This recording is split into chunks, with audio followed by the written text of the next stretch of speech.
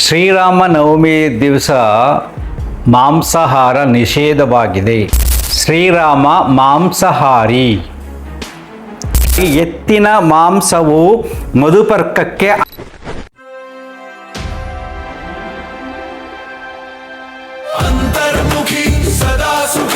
ನಮಸ್ಕಾರ ಸ್ನೇಹಿತರೆ, ಎಲ್ಲರಿಗೂ ಶ್ರೀರಾಮನವಮಿಯ ಶುಭಾಶಯಗಳು.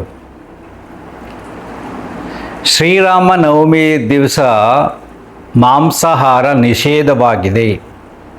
ಅದರ ಬಗ್ಗೆ ವಿಶ್ಲೇಷಣೆ. ಶ್ರೀರಾಮ ಮಾಂಸಾಹಾರಿ. ನಿಮಗೆ ಆಶ್ಚರ್ಯ ಆಗುತ್ತಲ್ವಾ? ಶ್ರೀರಾಮ ಮಾಂಸಾಹಾರಿಯಾಗಿದ್ದರೂ ಕೂಡ ಕಾಲಾನುಕ್ರಮದಲ್ಲಿ ಕೆಲವಾರು ಬುದ್ಧಿಜೀವಿಗಳು ಸ್ವಾರ್ಥಕ್ಕಾಗಿ ಇಲ್ಲ ಸಲ್ಲದ ವಿಚಾರಗಳನ್ನು, ಶಾಸ್ತ್ರಗಳನ್ನು ಮನುಷ್ಯನ ಮನಸ್ಸಿನಲ್ಲಿ ತುಂಬಿ ಮೌಢ್ಯದ ರೀತಿ ಆಚರಣೆ ಮಾಡ್ತಾ ಇದ್ದಾರೆ. ನೋಡಿ, ಶ್ರೀಮದ್ ವಾಲ್ಮೀಕಿ ರಾಮಾಯಣ ಅಯೋಧ್ಯಾಕಾಂಡ ಪಂಡಿತ ದೇವ ಶಿಖಾಮಣಿ ಅಳಸಿಂಗಾಚಾರ್ಯರು ಬರೆದಿರತಕ್ಕಂಥ ಪುಸ್ತಕ ಒಂದಲ್ಲ, 8 ಪುಸ್ತಕಗಳು ಇಲ್ಲಿದೆ ನೋಡಿ. ಇದೆಲ್ಲ ರಾಮಾಯಣ ನೋಡಿ, ವಾಲ್ಮೀಕಿ ರಾಮಾಯಣ ಈ ಪುಸ್ತಕಗಳು. ಇವನು ಅಧ್ಯಯನ ಮಾಡ್ತಾ ಹೋದಾಗ ಈ ಸಮಾಜದಲ್ಲಿ ಎಷ್ಟೆಷ್ಟು ಸುಳ್ಳುಗಳನ್ನು ತುಂಬಿದ್ದಾರೆ ಅನ್ನೋದು ಅರ್ಥ ಆಗುತ್ತೆ. ನೋಡಿ, ಇದು ಸರ್ಗ 54 ಶ್ಲೋಕ ಅಂತ ಇಟ್ಕೊಳ್ಳಿ. 54ರಲ್ಲಿ ಭಾರದ್ವಾಜ ಮಹರ್ಷಿಗಳ ಆಶ್ರಮಕ್ಕೆ ರಾಮ, ಲಕ್ಷ್ಮಣ, ಸೀತೆಯವರು ಬರ್ತಾರೆ. ಆಶ್ರಮದ ವಿಶ್ಲೇಷಣೆ ಹೇಗಿದೆ ಅಂತ ಹೇಳಿದರೆ ಅದೆಲ್ಲ ಈಗ ನಮಗೆ ಬೇಡ. ಋಷಿಮುನಿಗಳು ಹೇಗಿದ್ದರು, ಅಲ್ಲಿ ಪರಿಸರ ಹೇಗಿತ್ತು, ಅಂಥ ಅದ್ಭುತವಾದ ಪರಿಸರದಲ್ಲಿ ಮಾಂಸಾಹಾರವನ್ನು ಹೇಗೆ ಸೇವನೆ ಮಾಡ್ತಾ ಇದ್ರು ಅನ್ನೋದ್ರ ಬಗ್ಗೆ ವಿವರಣೆ ಹೇಳ್ತೀನಿ. ಪರಿಸರ ಹೇಗಿತ್ತು ಅಂತ. ಮಹರ್ಷಿಯು ಅಗ್ನಿಹೋತ್ರ ಕಾರ್ಯಗಳು ಮುಗಿಯುವುದನ್ನು ನಿರೀಕ್ಷಿಸುತ್ತಿದ್ದ ಅವರೆಲ್ಲ ದೂರದಲ್ಲಿಯೇ ನಿಂತಿದ್ದರು. ತೀವ್ರ ನಿಯಮವುಳ್ಳವರಾಗಿ, ಧ್ಯಾನ ಪಾರಾಯಣರಾಗಿ, ತಪೋಬಲದಿಂದ ಸಂಪಾದಿಸಿದ ಜ್ಞಾನ ದೃಷ್ಟಿಯುಳ್ಳವರಾಗಿ ಮಹಾತ್ಮರಾದ ಆ ಭಾರದ್ವಾಜ ಮುನಿಯು ಸಾಯಂಕಾಲದ ಹೋಮ ಕಾರ್ಯಗಳನ್ನು ಮುಗಿಸಿಕೊಂಡು ಶಿಷ್ಯಗಣ್ಯರಿಂದ ಪರಿವೃತ್ತರಾಗಿ ಕುಳಿತಿರುವುದನ್ನು ನೋಡಿ ರಾಮನು ಬುದ್ಧಾಂಜಲಿಯಾಗಿ ಮುಂದೆ ಹೋಗಿ ಸೀತಾ ಲಕ್ಷ್ಮಣರೊಡಗೂಡಿ ಆತನಿಗೆ ಸಾಷ್ಟಾಂಗ ಪ್ರಣಾಮವನ್ನು ಮಾಡಿದ ಮೇಲೆ ಆ ಮಹರ್ಷಿನ ಕುರಿತು, ಎಲೈ ಮಹಾತ್ಮನೇ, ನಾವಿಬ್ಬರು ದಶರಥನ ಮಕ್ಕಳು, ನಮಗೆ ರಾಮ ಲಕ್ಷ್ಮಣರೆಂದು ಹೆಸರು, ಮಂಗಳ ಸ್ವರೂಪಿಯಾದ ಈಕೆ ನನ್ನ ಹೆಂಡತಿಯು, ಇವಳಿಗೆ ಸೀತೆ ಎಂದು ಹೆಸರು, ಇವಳು ವಿದೇಹಾಧಿಪತಿಯಾದ ಜನಕರಾಜನ ಮಗಳು, ಇವಳು ಸುಶೀಲಿಯಾದ್ದರಿಂದ ನಿರ್ಜನವಾದ ಈ ವನದಲ್ಲಿಯೂ ನನ್ನನ್ನು ಬಿಡಲಾರದೆ ಬಂದು ಬಿಟ್ಟಳು. ಈ ನನ್ನ ತಮ್ಮನು ನನ್ನನ್ನು ಅಗಲಿರಲಾರದೆ ನನ್ನೊಡನೆ ಕಾಡಿಗೆ ಬಂದು ಬಿಟ್ಟನು. ತಂದೆಯ ಆಜ್ಞಾನುಸಾರ ನಾವು ತಪೋವನಕ್ಕೆ ಹೊರಟು ಬಂದಿರುವೆವು. ಪಿತೃವಾಕ್ಯ ಪರಿಪಾಲಕನಾರ್ಥಕವಾಗಿ ಕಾಡಿನಲ್ಲಿ ಫಲಮೂಲಗಳನ್ನು ತಿನ್ನುತ್ತಾ ಧರ್ಮ ನಿರತರಾಗಿರುವೆವು ಎಂದು ತಮ್ಮ ವೃತ್ತಾಂತವನ್ನು ಅಮೂಲ್ಯವಾಗಿ ತಿಳಿಸಿದನು. ಧರ್ಮಜ್ಞನಾದ ಆ ಋಷಿಯು ಈ ಮಾತನ್ನು ಕೇಳಿ ಸಂತೋಷದಿಂದ ಅವರ ಮಧುಪರ್ಕಕ್ಕಾಗಿ ಎತ್ತಿನ ಮಾಂಸವನ್ನು, ಮಧುಪರ್ಕ ಅಂದರೆ ಹಾಲು, ಜೇನು, ಮೊಸರು, ತುಪ್ಪ ಮತ್ತು ಸಕ್ಕರೆ ಇದರಿಂದ ಕೂಡಿದಂಥ ಒಂದು ಪಾನೀಯ, ಅದನ್ನು ಕೊಡ್ತಾರೆ. ಯಾರಿಗೆ? ತುಂಬ ವಿದ್ವಾಂಸರುಗಳಿಗೆ, ಶ್ರೇಷ್ಠರಿಗೆ, ಮದುವೆ ಆಗಬೇಕಾದ್ರೆ ಗಂಡಿಗೆ ಅದು ಒಂದು ಅಮೂಲ್ಯವಾದ ಪಾನ. ಪಂಚಾಮೃತ ಅಭಿಷೇಕ ಅಂತ ದೇವರಿಗೆ ಮಾಡ್ತೀವಲ್ಲ, ಅದೇ ಥರ ಇದು. ಮಧುಪರ್ಕಕ್ಕಾಗಿ ಎತ್ತಿನ ಮಾಂಸವನ್ನು, ಅದನ್ನು ಕುಡ್ಕೊಂಡು ಎತ್ತಿನ ಮಾಂಸವನ್ನು ತಿನ್ನಬೇಕು. ಎತ್ತಿನ ಮಾಂಸವನ್ನು ಅವರ ಭೋಜನಕ್ಕಾಗಿ ಕಾಡಿನಲ್ಲಿ ಬೆಳೆದ ಫಲಮೂಲಾದಿಗಳಿಂದ ಸಿದ್ಧಪಡಿಸಲ್ಪಟ್ಟ ರಸವತ್ತಾದ ಅನ್ನ ರಾಶಿಯನ್ನು ತರಿಸಿಟ್ಟನು. ಅವರಿಗೆ ಮಲಗುವುದಕ್ಕೆ ಎಲ್ಲ ರೆಡಿ ಮಾಡಿಕೊಟ್ಟ. ನೋಡಿ, ಶ್ಲೋಕ ಇದೆ. ಗೋಮಾದು ಪರ್ಕಾರ್ಹೋ ವೇದಾಧ್ಯಯಿ ಆಚಾರ್ಯ ಋತ್ವಿಕ್ ಸ್ನಾತಕೋ ವಾ ಧರ್ಮಯುಕ್ತ ಎಂಬುದಾಗಿ ಎತ್ತಿನ ಮಾಂಸವು ಮಧುಪರ್ಕಕ್ಕೆ ಅಂಗವೆಂದು ಸ್ಮೃತಿ ಪ್ರಮಾಣವು. ಶ್ಲೋಕ ಇದೆ. ಮಧುಪರ್ಕದ ಜೊತೆ ಎತ್ತಿನ ಮಾಂಸವನ್ನು ಸೇವನೆ ಮಾಡ್ತಾ ಇದ್ರು. ಅದರ ಬಗ್ಗೆ ವಿಶ್ಲೇಷಣೆ ಇದೆ. ಅದಾದರೂ ಮಲ್ಕೊಂಡ್ರು, ಆರಾಮಾಗಿದ್ರು. ಅದಾದಮೇಲೆ ನೀ ಎಲ್ಲಿಗೆ ಹೋಗ್ಬೇಕಪ್ಪ ಅಂದರೆ ಚಿತ್ರಕೂಟಕ್ಕೆ ಹೋಗಬೇಕು ಅಂತ ಹೇಳಿದ್ರು.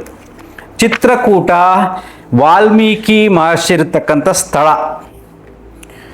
ಚಿತ್ರಕೂಟ ಪ್ರಾಂತ್ಯಕ್ಕೆ ಬಂದರು, ವಾಲ್ಮೀಕಿ ಮಹರ್ಷಿಗಳು ಅಲ್ಲಿ ಇದ್ದರು, ಅವರನ್ನು ಭೇಟಿ ಮಾಡಿದ್ರು. ಅದರ ಬಗ್ಗೆ ವಾಲ್ಮೀಕಿ ಮಹರ್ಷಿಯವರ ಆಶ್ರಮ ಹೇಗಿತ್ತು, ಅಲ್ಲಿ ಏನೇನು ಮಾಡ್ತಾರೆ ವಿವರಣೆ ಇದೆ. ಆ ವಿವರಣೆ ಬೇಡ. ಅಲ್ಲಿ ವಾಲ್ಮೀಕಿ ಆಶ್ರಮದ ಇಲ್ಲೇ ಇರಿ ಅಂತೇಳಿ ವಾಲ್ಮೀಕಿ ಮಹರ್ಷಿಗಳು ಅಲ್ಲಿ ಒಂದು ಕುಟೀರವನ್ನು ಕಟ್ಟಿಕೊಟ್ರು.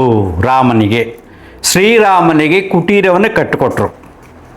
ಆಗ ಶ್ರೀರಾಮ ಹೇಳ್ತಾನೆ, ವತ್ಸ ಲಕ್ಷ್ಮಣ, ಉತ್ತಮವಾದ ಜಿಂಕೆ ಮಾಂಸವನ್ನು ತಂದು ಈ ಮನೆಗೆ ಶಾಂತಿ ಕರ್ಮಗಳನ್ನು ನಡೆಸಬೇಕು. ಈ ನಿವೇಶನದಲ್ಲಿ ನಾನಾ ದಿಕ್ಕುಗಳಲ್ಲಿಯೂ ಇರುವ ದೇವತೆಗಳ ಪಿತೃತ್ವವಾದ ಗೃಹ ಪ್ರವೇಶಕ್ಕೆ ಮೊದಲು ವಾಸ್ತು ಕರ್ಮವನ್ನು ನಡೆಸಬೇಕು. ನೋಡಿ ಎಷ್ಟು ಚೆನ್ನಾಗಿದೆ ಅಂದರೆ, ಗೃಹ ಪ್ರವೇಶ ಮಾಡೋಕ್ಕೆ ಜಿಂಕೆ ಮಾಂಸವನ್ನು ತರಲು ಶ್ರೀರಾಮ ಲಕ್ಷ್ಮಣನಿಗೆ ಹೇಳ್ತಾನೆ. ಈಗಿನ ಕಾಲದಲ್ಲಿ ಗೃಹ ಪ್ರವೇಶ ಮಾಡಬೇಕಾದ್ರೆ ಮಾಂಸಾಹಾರವನ್ನು ಮಾಡಬಾರದು, ಅದನ್ನು ಮುಟ್ಟಬಾರದು ಅಂತ ಹೇಳ್ತಾರೆ. ಹಾಗೆ ಮುಂದಕ್ಕೆ ಹೇಳ್ತೀನಿ. ಆಮೇಲೆ ಇದರಲ್ಲಿ ವಾಸ ಮಾಡತಕ್ಕವರಿಗೆ ಶ್ರೇಯಸ್ಸುಂಟು, ಜಿಂಕೆ ಮಾಂಸ ತಂದು ಮಾಡಿ ಶ್ರೇಯಸ್ಸುಂಟು. ಗೃಹವಾಸಿಗಳು ಚಿರಂಜೀವಿಯಾಗಬೇಕಾದರೆ ಮೊದಲು ಈ ಶಾಂತಿ ಕರ್ಮವನ್ನು ನಡೆಸಿಯೇ ತೀರಬೇಕು. ಈಗಲೇ ಒಂದು ಮೃಗವನ್ನು ಒಡೆದು ತರುವನಾಗು. ಈ ಸಂದರ್ಭಗಳಲ್ಲಿ ಪ್ರಾಣಿ ವಧೆಯನ್ನು ಮಾಡುವುದು ದೋಷವೆಂದಣಿಸುವುದಿಲ್ಲ.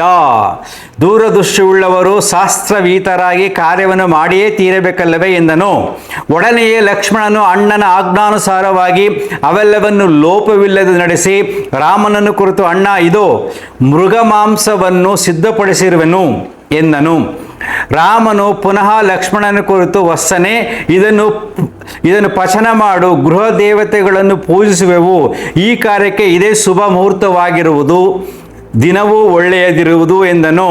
ಲಕ್ಷ್ಮಣನು ಇದನ್ನು ಕೇಳಿದೊಡನೆ ಶುದ್ಧವಾದ ಆ ಮೃಗ ಮಾಂಸವನ್ನು ಉರಿಯುತ್ತಿರುವ ಬೆಂಕಿಯಲ್ಲಿ ಬೇಯಿಸಿ ಅದರ ರಕ್ತವೆಲ್ಲವೂ ಆರಿ ಚೆನ್ನಾಗಿ ಪಕ್ವವಾದ ಮೇಲೆ ರಾಮನನ್ನು ನೋಡಿ, ಎಲೈ ದೇವನೇ, ಇದು ಕರಿ ಜಿಂಕೆಯ ಮಾಂಸವನ್ನು ಚೆನ್ನಾಗಿ ಬೇಯಿಸಿಟ್ಟಿರುವೆನು.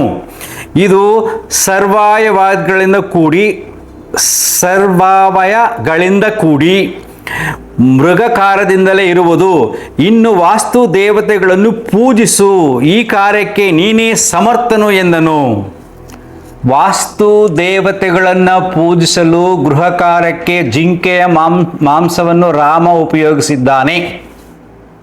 ಇದು ಯಾವುದೋ ಹೇಳಿದ್ದಲ್ಲಪ್ಪ, ಪಕ್ಕ ಟೆಕ್ಸ್ಟ್ ವಿತ್ ಶ್ಲೋಕಾಸ್. ನೋಡಿ 8 ಬುಕ್ಸ್ ಇದೆ, ಇದೊಂದು ಬುಕ್ಸ್ ಇದೆ ಪ್ರಿಂಟೆಡ್. ಅರ್ಥ ಆಗ್ತಿದೆಯಾ? ಸೊ ನಾವು ಈ ವಾಸ್ತು ಮಾಡ್ಬೇಕಾದ್ರೆ ಏನು ಮಾಡ್ತೀವಿ, ಮಾಂಸವನ್ನೇ ಮುಟ್ಟಬಾರ್ದು ಅಂತಾರೆ. ಯಾವ ಮಟ್ಟಕ್ಕೆ ಕೆಲವಾರು ವಿಚಾರಗಳನ್ನು, ತತ್ವಗಳನ್ನು, ಚಿಂತನೆಗಳನ್ನು ತಿರುಚಿ ಸ್ವಾರ್ಥಕ್ಕಾಗಿ ಕೆಲವಾರು ಬುದ್ಧಿಜೀವಿಗಳು ಉಪಯೋಗಿಸ್ಕೊಂಡಿದ್ದಾರೆ. ಈಗಲೂ ಕೂಡ ಹಳ್ಳಿಗಳ ಕಡೆ ದೇವಸ್ಥಾನಗಳನ್ನ ಹೊಸದಾಗಿ ಕಟ್ಟಿ ಅಥವಾ ಜೀರ್ಣೋದ್ಧಾರ ಮಾಡಿದ್ರೆ ಅಲ್ಲಿ ಪೂಜೆ ಮಾಡ್ತಾರೆ, ಹೋಮಗಳನ್ನು ಮಾಡಿ ದೇವರಿಗೆ ಪ್ರಾಣಶಕ್ತಿಯನ್ನು ಕೊಡ್ತಾರೆ, ಹೋಮಗಳನ್ನು ಮಾಡ್ತಾರೆ. ಅದಾದ್ಮೇಲೆ ಹಳ್ಳಿಯ ಜನರೆಲ್ಲರೂ 40 ದಿನಗಳು ಮಾಂಸವನ್ನು ಸೇವಿಸಬಾರದು. ಏನೋ ತಿನ್ನಲೇಬೇಕಾದ್ರೂ ಹೊರಗಡೆ ತಿನ್ಬೋದಂತೆ ಗಂಡಸರು, ಹೆಂಗಸರು ತಿನ್ನಂಗಿಲ್ಲ. ಇಸಿ ಇವೆಲ್ಲ ನೋಡಿದ್ರೆ ಏನಾಗುತ್ತೆ, ಶ್ರೀರಾಮ ನವಮಿಯ ದಿನ ಮಾಂಸಾಹಾರ ನಿಷೇಧಿಸಲಾಗಿದೆ. ಸರ್ಕಾರದ ಕಾನೂನು. ಸರ್ಕಾರದ ಮೇಲೆ ಪ್ರಭಾವ ಬೀರಿ ಕಾನೂನನ್ನು ತಂದು ಮಾಂಸಾಹಾರ ಕೆಟ್ಟದ್ದು ಅಂತ ಹೇಳಿ ಎಲ್ಲರ ಮನಸ್ಸುಗಳಲ್ಲಿ ಬಿತ್ತಿ ಎಷ್ಟು ಆಟ ಆಡ್ತಾ ಇದ್ದಾರೆ. ಶ್ರೀರಾಮನೇ ಪ್ಯೂರ್ ನಾನ್ ವೆಜಿಟೇರಿಯನ್ ವಿತ್ ಶ್ಲೋಕ ಬುಕ್ ಅಲ್ವಾ? ಎಷ್ಟೊಂದು ಜನ ನಮ್ಮ ಭಾವನೆಗಳ ಮೇಲೆ, ನಮ್ಮ ನಂಬಿಕೆಗಳ ಮೇಲೆ ಆಟ ಆಡಿ ವ್ಯಾಪಾರ ಮಾಡ್ತಾರೆ. ಯೋಚನೆ ಮಾಡಿ ನೋಡಿ, ಶಾಸ್ತ್ರಗಳಲ್ಲಿ ಈ ರಾಮಾಯಣ ಮಹಾಭಾರತ ಇರತಕ್ಕಂಥ ಸತ್ಯಗಳನ್ನು ತಿಳಿಸುವುದರಲ್ಲಿ ತುಂಬ ತಪ್ಪುಗಳನ್ನು ಮಾಡಿದ್ದಾರೆ, ತುಂಬ ತಿರುಚಿದ್ದಾರೆ. ಈಗಲೂ ಕೂಡ ಈ ವಿಚಾರವನ್ನು ನಂಬ್ಕೊಳ್ಳಲ್ಲ. ಅದು ಯಾವುದೋ ಅಂತಾರೆ, ಸಣ್ಣ ಪುಟ್ಟ ಅಲ್ಲ, ಪ್ರಿಂಟೆಡ್ ಬುಕ್. ಅರ್ಥ ಆಗ್ತಿದೆಯಾ? ಸೊ ನೀವು ತಲೆ ಕೆಡಿಸ್ಕೊಳ್ಳೋಕ್ಕೆ ಹೋಗಬೇಡಿ. ಆಹಾರ ನಿಯಮದಲ್ಲಿ ಯಾರೂ ಕೂಡ ಅದು ತಪ್ಪು ಇದು ತಪ್ಪು ಅಂತ ಹೇಳಕ್ಕೆ ಸಾಧ್ಯ ಇಲ್ಲ, ಅವರವರಿಗೆ ಏನೇನು ಪದ್ಧತಿಗಳು ಬಂದಿದ್ರೋ ಅದ್ರ ಮುಖಾಂತರ ಅವರು ಹೋಗ್ತಾ ಇರ್ತಾರೆ. ಸರಿ ತಪ್ಪು ಅನ್ನುವುದೇ ಕೂಡ ದೊಡ್ಡ ಮೌಢ್ಯ. ಎಲ್ಲ ಶಾಸ್ತ್ರಗಳನ್ನು ತಿರುಚಲಾಗಿದೆ.